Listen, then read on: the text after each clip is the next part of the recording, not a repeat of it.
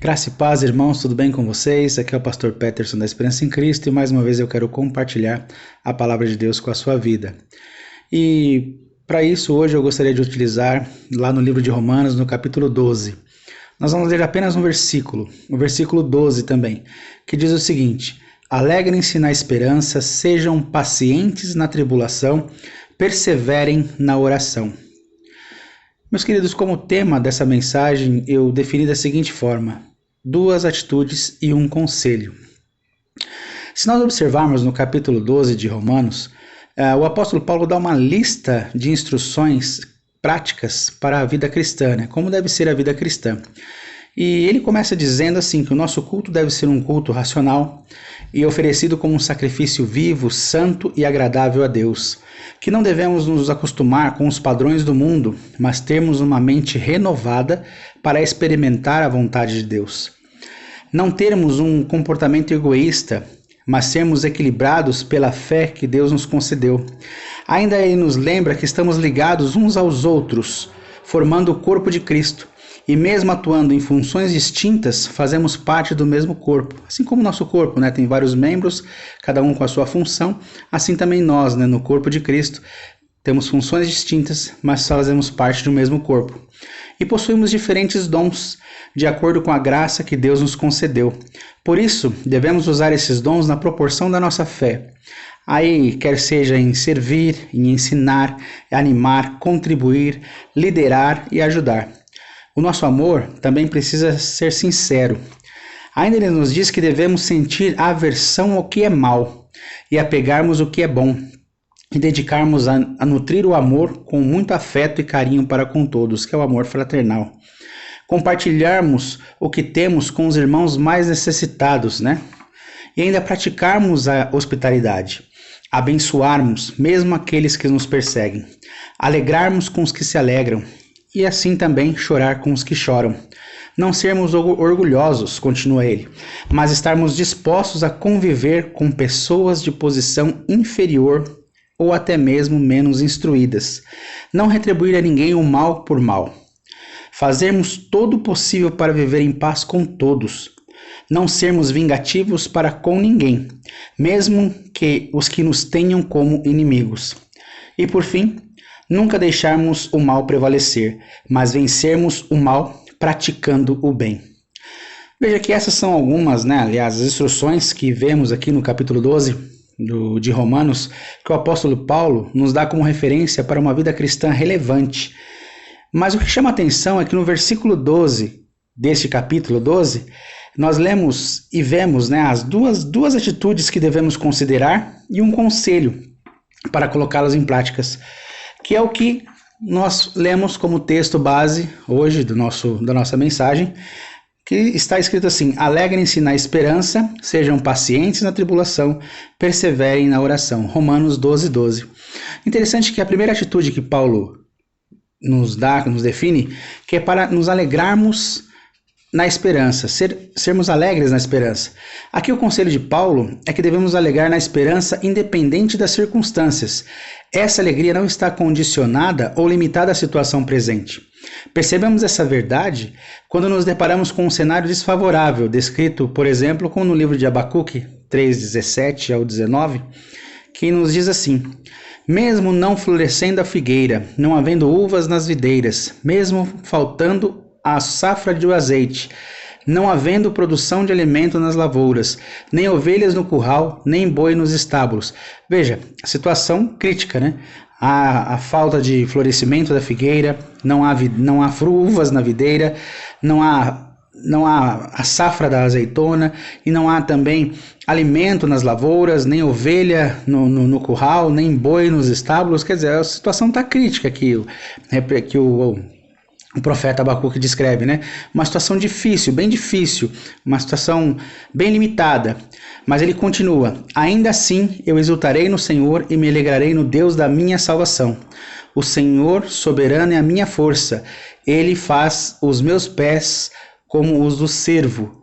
Ele me habilita a andar em lugares altos. Veja que essa dificuldade que o profeta descreve, que está ali passando, né, que o profeta descreve, ele busca reverter esse quadro, alegrando-se em Deus e dando sentido à sua esperança, quando ele diz: ainda assim exultarei no Senhor e me alegrarei no Deus da minha salvação.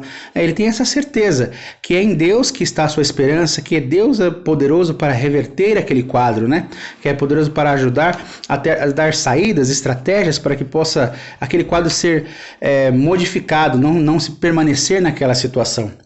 E veja que existem pessoas que olham apenas para as circunstâncias e acabam por esperar aquilo que lhes traz na realidade a desesperança, que é a falta de esperança, e não a esperança propriamente, temendo as dificuldades a serem enfrentadas. Quer dizer, por medo da dificuldade, acaba trazendo a desesperança, né, que é o contrário da esperança aí. Mas a nossa esperança não deve ser uma vaga expectativa, mas uma certeza para a vida, um sentimento de que quem vê como possível a realização daquilo que se deseja, né? Então, assim, a nossa esperança, ela não é simplesmente uma expectativa, mas uma certeza, né? Um sentimento de quem vê que é possível que aquilo seja modificado, aquilo que seja transformado no que se deseja, né? O fim daquele problema ou a mudança daquele cenário. Esperança não é esperar que a situação mude por si, mas agir para que as circunstâncias sejam transformadas em possibilidades de mudança, pois essa esperança nos traz alegria e não nos decepciona. No texto de Romanos 5:5, nós vemos a seguinte expressão: e a esperança não nos decepciona, porque Deus derramou o seu amor em nossos corações, por meio do Espírito Santo que Ele nos concedeu. Então, veja que nós falamos aqui a primeira atitude que Paulo nos impulsiona, né, a ter como regra aí da nossa vida, é exatamente alegrem-se na esperança, se alegrar na esperança. E agora, como uma segunda atitude, ele nos chama a atenção para sermos pacientes na tribulação. Winston Churchill, ele tem uma frase que diz assim: se você está atravessando o inferno, não pare. Ser paciente na tribulação significa saber esperar, mas não sendo indiferente à situação, aguentando firme, continuar caminhando, resistindo com coragem e confiança às provações e adversidade. Fica claro que ser paciente não tem nada a ver com cruzar os braços, mas sim enfrentar as batalhas encarando as dificuldades de frente, sem recuar ou fugir, né? Então nós precisamos prosseguir. Se está difícil, é uma situação difícil, está atravessando aí o inferno, não pare, né? Como diz Winston Churchill, não devemos parar, temos que prosseguir, não podemos parar. É não deixar se abater ou ser vencido pelas circunstâncias que nos pressionam e nos oprimem, mas lidando com elas em posse de um otimismo inabalável, adquirindo um caráter aprovado que produza esperança. E aí nós voltamos ao texto lá de Romanos 5:5, de Romanos 5, onde nós lemos já o versículo 5, dizendo que a esperança não nos decepciona. Vamos ler os versículos anteriores, né, para ter um entendimento melhor, ali do 1 até o 4. E diz assim: tendo sido, pois, justificados pela fé, temos paz com Deus, por nosso Senhor Jesus Cristo, por meio de quem obtivemos acesso pela fé a esta graça na qual estamos firmes, e nos gloriamos na esperança da glória de Deus.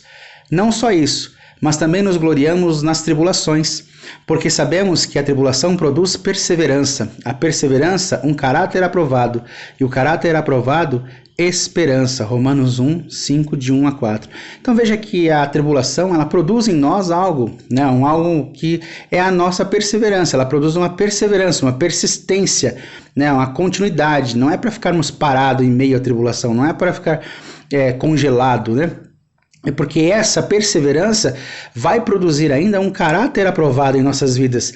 E é esse caráter aprovado que vai nos gerar a esperança aquela a qual nós nos alegramos, né? Nos alegramos na esperança, porque é como um ciclo, né? Volta aquele primeiro ponto, ao primeiro Aliás, a primeira atitude de termos alegria na esperança e perseverarmos na tribulação. Não permita que nada roube a sua alegria ou abale a sua esperança em Deus, a fim de que você tenha força para permanecer firme no meio das tribulações. Aí eu penso que as maiores conquistas de um homem não estão nos bens que ele possui ou no emprego que ele tem, mas na capacidade de vencer seus próprios limites humanos quando se lança ao desafio de ser transformado e guiado por Deus, assim como fez Jesus. Então, para mim, o maior desafio, a maior conquista, né, do humano é se transformar numa nova criatura diante de Deus. Mas a grande questão é, como conseguir essas duas atitudes de vida? A resposta está justamente no conselho que vem logo a seguir. Perseverar em oração. Perseverem na oração. Quem ora tem um ânimo diferente, consegue ver a vida de um jeito diferente, reage aos problemas diferentemente dos padrões do mundo. Sem oração, não há forças para caminharmos com Deus. A oração é para nossas vidas como uma usina de energia que mantém nossa vida em movimento. Ela une a fraqueza humana ao Deus poderoso e conecta a nossa vida com o trono, ligando a terra ao céu. Não é por acaso que lá em 1 Tessalonicenses, no capítulo 5:17, está escrito: orem continuamente. A oração traz recompensas da parte de Deus. Ela nos traz recompensas da parte de Deus. Com isso, ganhamos mais intimidade e aprendemos a ouvir a sua voz. Deus vê e recompensa o nosso desejo de estar mais perto dele, melhor dizendo. E nós lemos lá em Mateus 6, mas quando você orar, vá para seu quarto, feche a porta e ore a seu pai, que está no secreto. Então seu pai, que vê no secreto, o recompensará. Veja, que a recompensa vem de Deus. Quando oramos, obtemos respostas. Quando oramos, aprendemos a ouvir a resposta de Deus e confiar nele. E lá em Mateus 7, versículos 7 e 8, diz assim: peçam e lhes será dado, busquem e encontrarão, batam e a porta lhes será aberta, pois tudo que pede, recebe, e o que busca, encontra, e aquele que bate, a porta será aberta. Mateus 7, 7 e 8. A oração também alivia a ansiedade. Nossa atenção se volta para Deus nessa hora, quando oramos, e nos torna agradecido, tirando o foco da ansiedade causada pela tribulação. Em Filipenses 4:6, nós lemos o seguinte: não andem ansiosos por coisa alguma, mas em tudo, pela oração e súplica e com ações de graças, apresentem seus pedidos a Deus. E uma outra coisa que a oração nos faz, ela nos dá uma vida tranquila e pacífica. Irmãos, há muitos fatores que podem interferir em nossa vida além da tribulação. Por isso, é importante seguirmos as orientações bíblicas e orarmos também pelos governantes do país e por todas as pessoas que exercem algum tipo de autoridade sobre nós. Nós estamos vencendo uma época, nessa pandemia, onde nós estamos vendo essa dificuldade dos governos se alinharem aí, né? O governo municipal, estadual, federal, cada um com um pensamento, cada um, claro, tomando todos os cuidados, como tem que ser mesmo, mas é aquela coisa, né? Muito se fala em distanciamento social, fala também em lockdown, né, de fechamento completo, enquanto o governo federal diz que tem que retornar, né, o país tem que voltar a funcionar como estava antes de tudo isso acontecer. Então, quer dizer, tudo isso gera muitas vezes um desarranjo que afeta a nossa vida direto ou indiretamente. E é por isso que nós precisamos orar, porque essas coisas também acabam gerando certas tribulações para nós. Então, que possamos orar, que possamos continuar buscando. É claro que é preciso se cuidar, é claro que é preciso tomar cuidado, é claro que é preciso estar preparado, né, para esse problema, como estamos fazendo, mas também é preciso enfrentar, né? É preciso tomar atitudes, é preciso mudar a história, porque senão nós não podemos simplesmente parar tudo por causa disso, nós precisamos continuar, e isso faz parte daquilo que nós estamos falando hoje, a esperança, é perseverar, alegrar na esperança, perseverar na tribulação, né? E orar, né, sempre, né, estar sempre orando, isso é importante. E aí, seguindo esse padrão, né, seguindo esse conselho bíblico, nós encontramos lá em 1 Timóteo 2, versículo 1 e 2, a seguinte expressão: antes de tudo, recomendo que façam súplicas, orações, intercessões e ação de graças por todos os homens, pelos reis e por todos que exercem autoridade, para que tenhamos uma vida tranquila e pacífica, com toda piedade e dignidade. Veja, para que tenhamos uma vida tranquila e pacífica. Para que tenhamos uma vida tranquila e pacífica, é preciso orar pelas autoridades, é preciso também orarmos por todos os governadores, por todos aqueles que exercem as autoridades sobre nossas vidas. E eu digo isso porque é no mundo inteiro, né? Nós estamos falando de uma epidemia que pegou o mundo inteiro, então tudo precisa voltar ao normal. Então continuemos orando, continuemos buscando a Deus, pedindo para que Deus ilumine, para que Deus dê a direção para que esses homens, né, que estão sob a autoridade, sobre os países, sobre a saúde, quer seja no Brasil, quer seja no mundo, sejam iluminados por Deus para que tenham as decisões corretas, a fim de que isso afete a gente no mínimo possível, tá ok? E a oração ainda, ela transforma o nosso coração. Quando oramos, nosso coração é transformado, mesmo que em meio à tribulação. Nossa esperança é renovada e Deus pode, enfim, usar nossas vidas para realizar os nossos sonhos e visões que nos tornarão bênçãos, não só para nós, mas para todos aqueles que estão à nossa volta, né? E nós vemos no Salmo 131, um pequeno salmo com 3 versículos, nós vemos algo interessante aqui, que diz assim, o salmo: Senhor, o meu coração não é orgulhoso e os meus olhos não são arrogantes. Não me envolvo em coisas grandiosas nem maravilhosas demais para mim. De fato, acalmei e tranquilizei a minha alma. Sou como uma criança recém-amamentada por sua mãe. A minha alma é como essa criança. Ponha a sua esperança no Senhor, ó Israel, desde agora e para sempre. Olha que interessante, né? Aqui nós vemos que o salmista, na sua reflexão, refletindo sobre a vida, refletindo sobre as questões, ele diz ali na sua oração que ele não é orgulhoso e não tem os olhos arrogantes, e ele percebe que ele não tem se envolvido em coisas que são grandiosas demais para ele, né? E aí ele mesmo diz: de fato eu acalmei e tranquilizei a minha alma. Então isso fez com que ele tranquilizasse a alma, com que ele se acalmasse, né?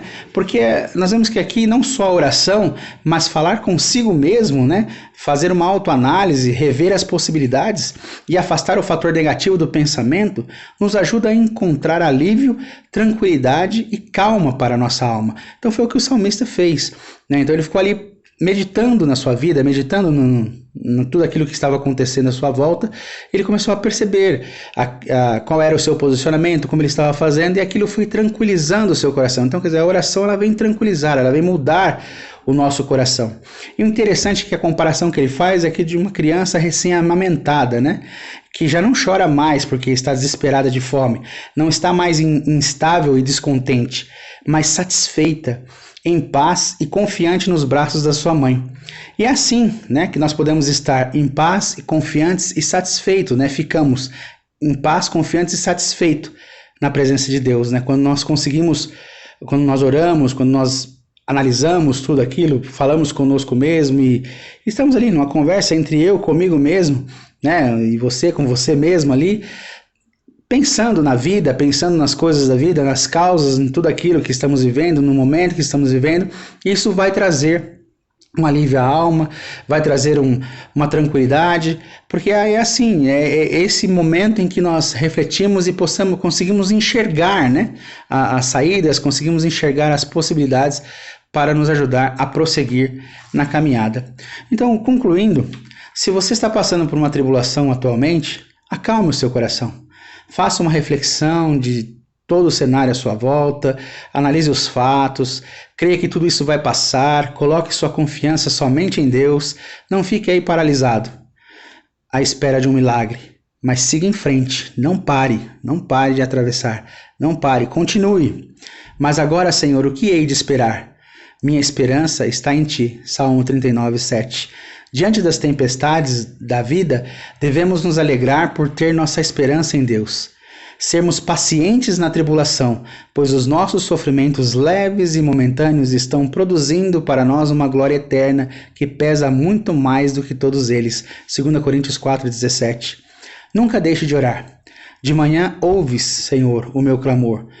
De manhã te apresento a minha oração e aguardo com esperança. Salmo 5:3. Isso fortalecerá o homem interior que se alegrará na esperança e o capacitará a encarar a tribulação e as pressões da vida com garra e persistência.